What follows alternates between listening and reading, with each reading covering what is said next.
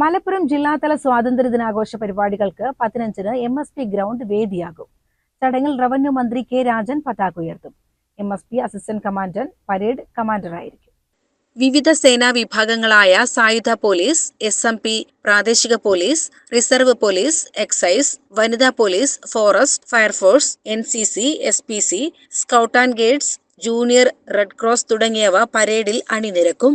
മലപ്പുറം നഗരസഭയിലെ വിവിധ സ്കൂളുകളിൽ നിന്നുള്ള വിദ്യാർത്ഥികൾ പങ്കെടുക്കുന്ന പ്രഭാതഭേരിയോടുകൂടിയാണ് ആഘോഷങ്ങൾക്ക് തുടക്കമാകുന്നത്. രാവിലെ 7:15-ന് സിവിൽ സ്റ്റേഷൻ പരിസരത്ത് നിന്ന് ആരംഭിക്കുന്ന പ്രഭാതഭേരി പെരിന്തൽമണ്ണ റോഡിലൂടെ SMP പരേഡ് ഗ്രൗണ്ടിൽ എത്തിച്ചേരും. രാവിലെ സിവിൽ സ്റ്റേഷനിലെ യുദ്ധസ്മാരകത്തിൽ പുഷ്പാർച്ചന നടത്തിയ ശേഷമാകും മന്ത്രി പരേഡ് ഗ്രൗണ്ടിൽ എത്തുക.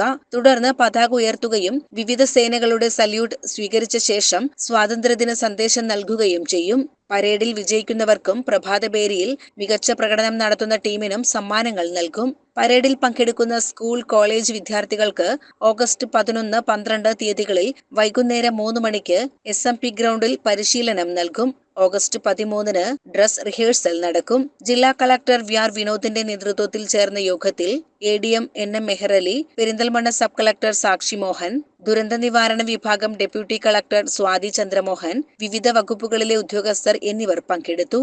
CCN മലപ്പുറം.